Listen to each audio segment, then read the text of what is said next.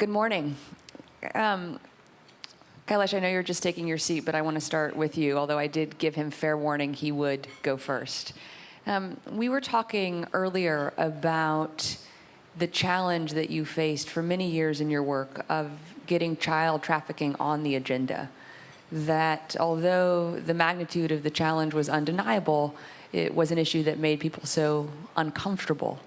And that fighting against that discomfort was, in many ways, your most significant challenge for so long.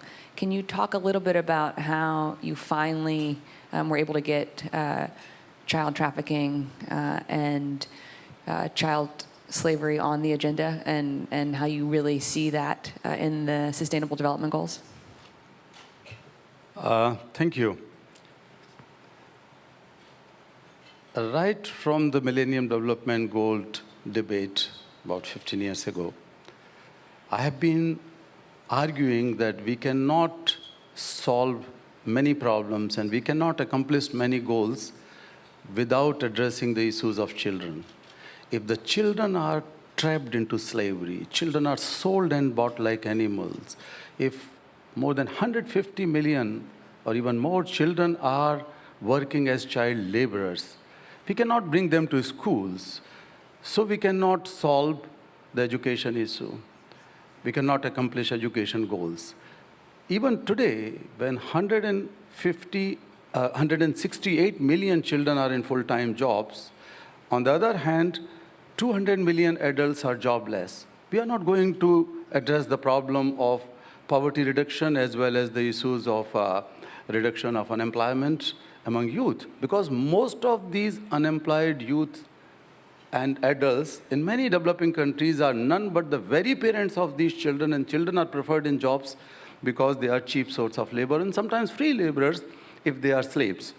So I was building my argument that we cannot even accomplish the health goals if the children are working in extremely hazardous conditions in mines and factories and farms and fields. But thank God that after Nobel Prize, I have been able to advance my argument at a higher level. I was able to speak to the UN Secretary General. I was able to speak to President Obama, for instance, and many other presidents and prime ministers, and brought the same argument. So thanks to the Nobel Committee, perhaps they have given me this voice to bring this issue at a different level. And I am so thankful to the United Nations Secretary General and the governments who helped in inclusion of explicit language in the Sustainable Development Goals.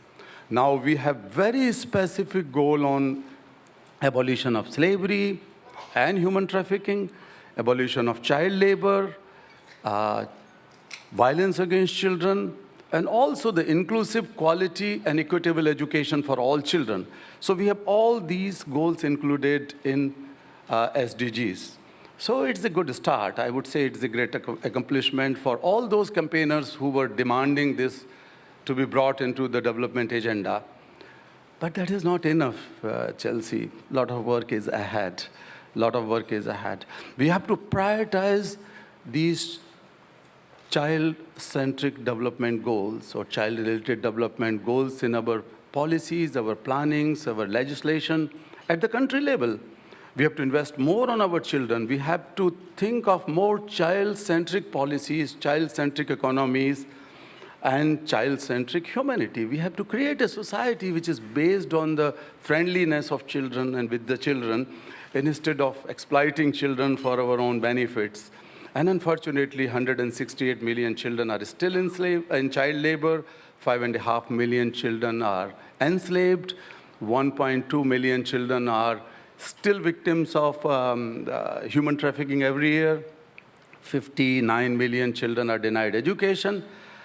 But it is achievable. We have achieved it.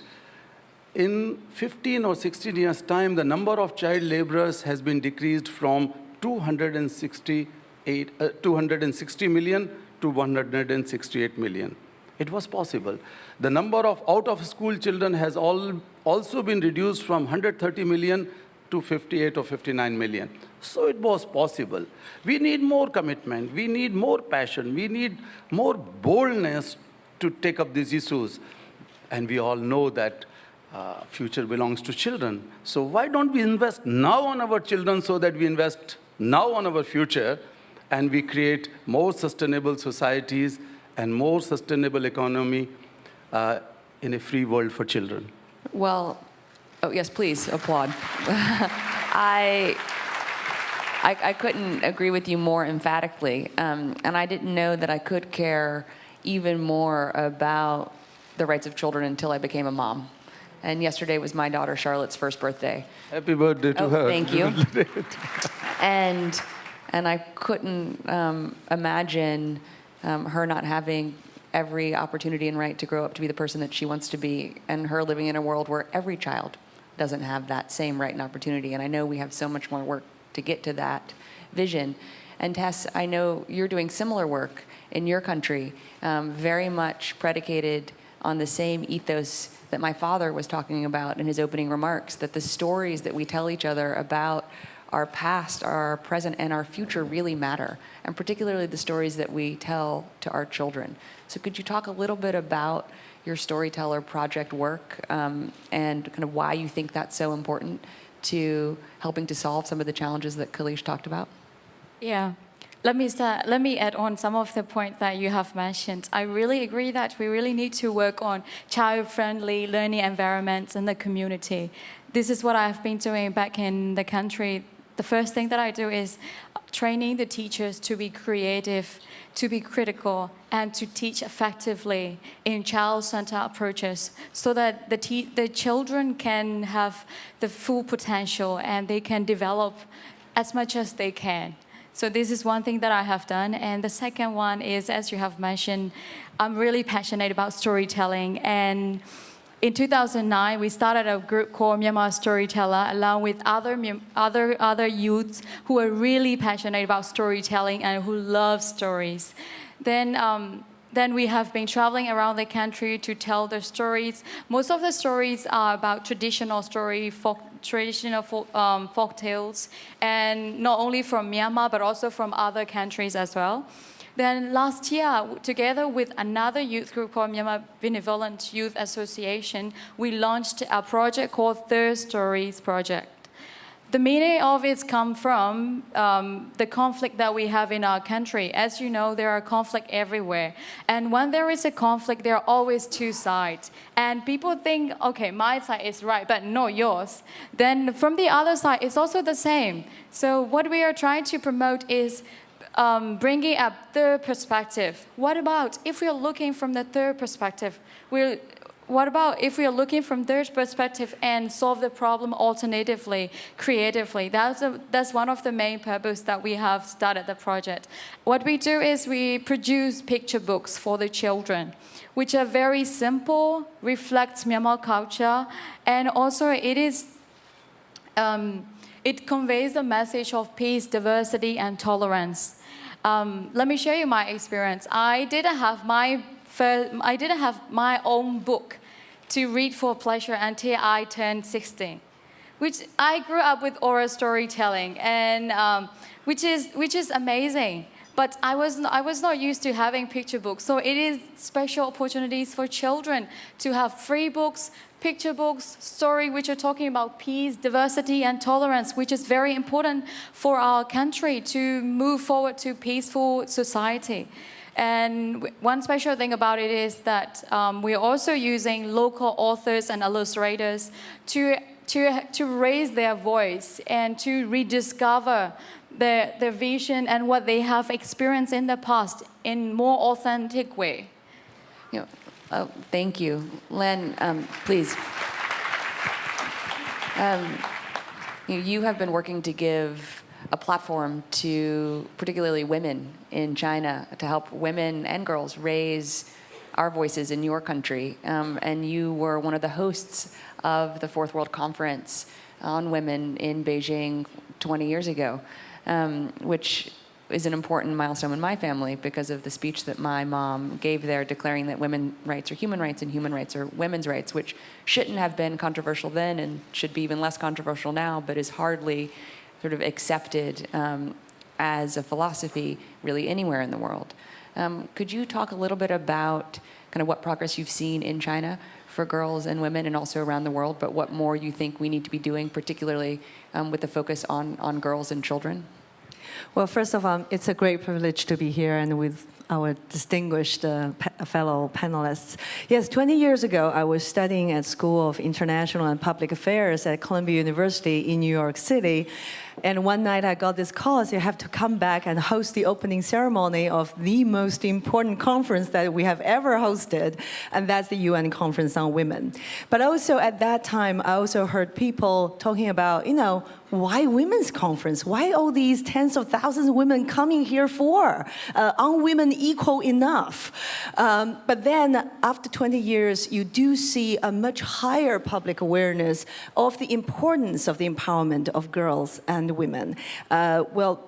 Women are having much more equal opportunities and access to education. About 1/3 of business owners in China are now women. And Jack Ma of Alibaba told me half of the startup businesses on the internet in Alibaba are women. And the default rate of women borrowers is only 1/4 of that of men. No offense. And, I'm very much involved in capacity building for young women leaders in both philanthropy and business. I guarantee you, women are learning and progress very fast. And sometimes they tell me, we should also engage men, otherwise they will be left out. With Her Village, which is a multimedia community for women, we want to engage more men and boys into this because I think within the last 20 years, we have realized the empowerment of men is not, in the past 20 years, we have realized the empowerment of women is not just the right thing to do, but also the smartest thing to do because they generate economic growth and social progress. What we have also realized is that the empowerment of women and girls are not only good for women and girls, but also for the whole society, for men and boys too. So that's why we are engaging the men's business communities into this whole initiative, and so that we can share and learn together. And also at the same time, we offer capacity building workshops for young women. We have tours here in the United States and elsewhere in the world to learn how to start up their business, how to have the proper mindset and skill set so that they can make bigger successes. So we take a lot of pride in this and hope to partner with more public and private sectors to make the course moving ahead. Well, I hope that you find more partners for Her Village here at CGI. Kailash, Lan was just sharing some of what she had learned from Jack Ma, and thinking about the growth of companies like Alibaba, or the article I read this morning about how kind of our companies from Silicon Valley very much see India as their most exciting new market now, whether it's Google or Facebook. How do those new technologies and sort of the rapid expansion of smartphones in India make your work harder or easier? I think both ways. The traffickers are using technologies, they are using cell phones, they are using internet and other technological facilities to kidnap children and enslave them and so on. But on the other hand, the technology could equally be even more effectful if we use it in a different manner. We can definitely help in tracking the missing children, tracking traffickers and the children who are enslaved in some places like mines and factories and other places. We can make use of technology in identifying and bringing the knowledge before the enforcement agencies, police, and so on. So that can be very helpful. Technology can equally be helpful in building awareness in the society. That is the most powerful tool, I would say, the social media as well as the mainstream media. Because the fight against child slavery is the fight against mindset, age-old mindset. People still think that they are poor children, poor people working. They don't go into it that this is the denial of freedom and dignity. So to change that mindset, Media can be very, very helpful, and the technology can be very helpful. Secondly, it's a crime, so we have to deal with that crime, and enforcement agencies and police, as I said, have to be more empowered and more well-equipped in technology to run much faster than the perpetrators. So that is also possible. We can also use technology and media in terms of spreading education, because education is key to empowerment. Education is key to rest of the Millennium Development Goals or the future Sustainable Development Goals. Education is key to rest of the human rights. So we can spread and deepen education using technology in favor of our children. So it's very much possible. And we wanted to take it up. Actually, I just launched Kailash Satyarthi Children's Foundation to work with the public sector, private sector, and civil society sector. The most important challenge is to build the trust between them, because there are three major players to find solutions to all problems, but particularly the problems of children. Build their capacities, build their trust, and work more closely. We also wanted to advance other activities to involve young people especially. And one of the things I wanted to share in a minute that I wanted to launch a campaign that is 100 million for 100 million.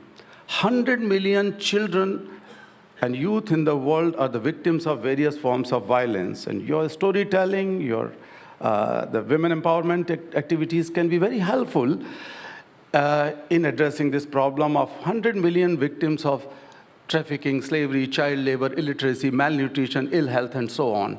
But on the other hand, there are at least 100 million young people in the world in universities, colleges, schools.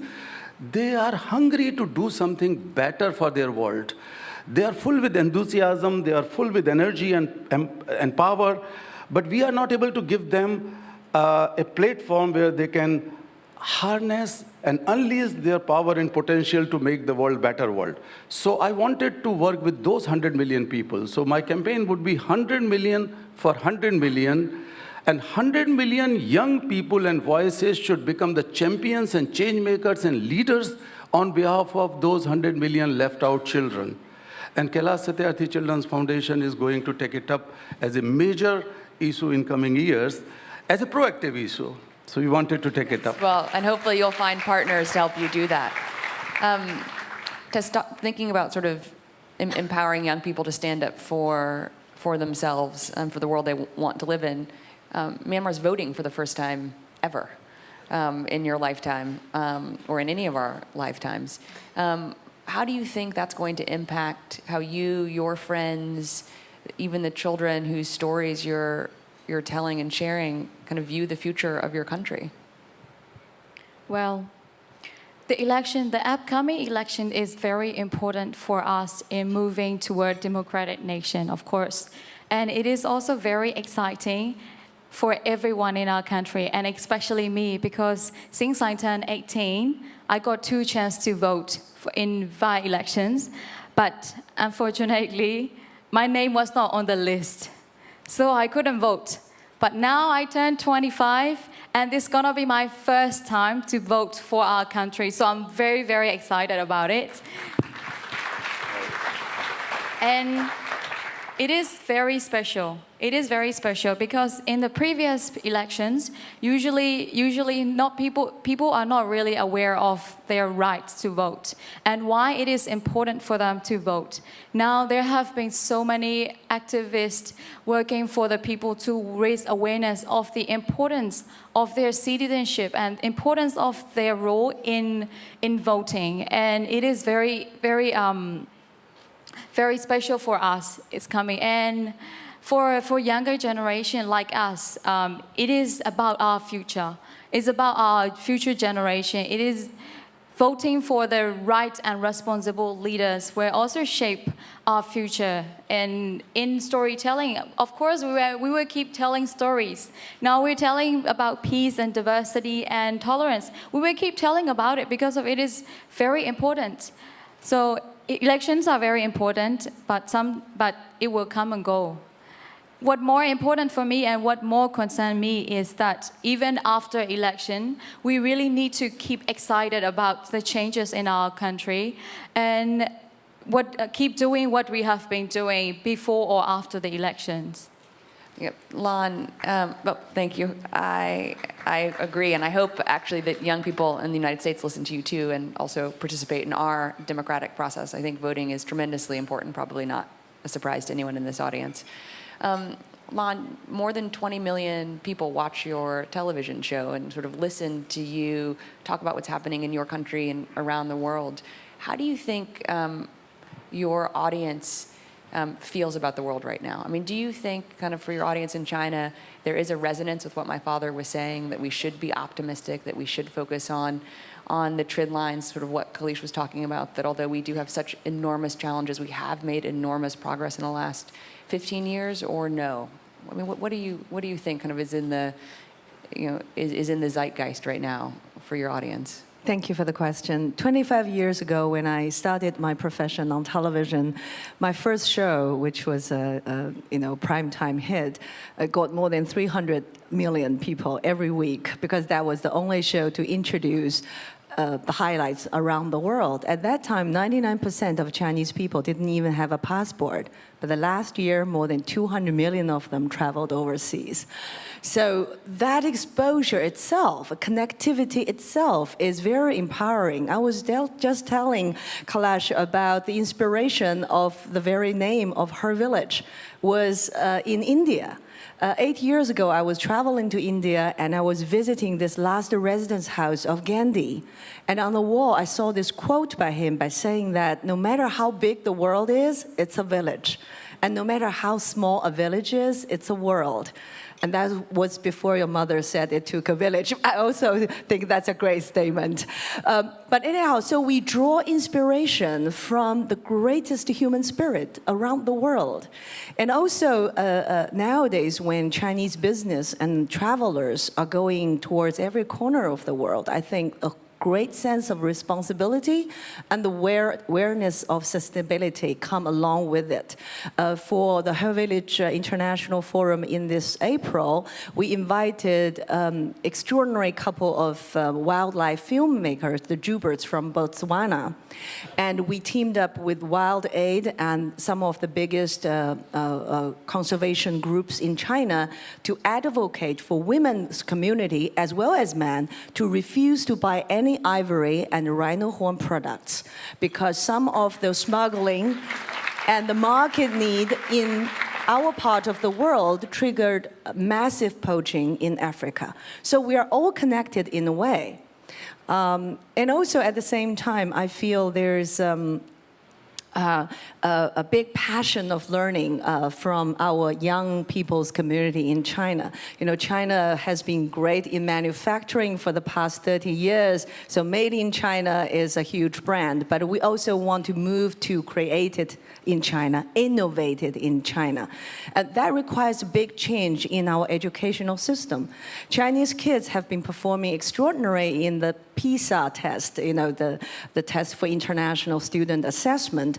But then we are questioning ourselves about the level of critical thinking, independent thinking, innovative thinking, collaborative thinking, as well as risk-taking among our young people. Because unless they also progress on those fronts, they cannot be truly innovative for the future of this country and the world. So you can see the momentum of change, and especially in the mindset of young people, which is very inspiring. Well, thank you, Lon, and thank you to all of our panelists. I certainly realize we have a lot of work ahead, but feel more optimistic than I did when I woke up this morning. So thank you all very much. Thank you. I give you a small hummingbird. And I'm getting a present. Oh, thank you. Present. And this is a symbol. This is a hummingbird. And there was a story behind it in a few seconds. Okay. There was a heavy fire broken out in jungle once. And everybody was rushing to find some solvés and some shelter, including King Lion of Jungle. And suddenly he saw that a tiny hummingbird was rushing towards the fire. And he was surprised, and he asked, "What are you doing? You are going to commit your suicide?" And she said, no, I'm going to extinguish the fire. And the king lion asked, how could you do? And she replied, I lived in this jungle, and look at my beak.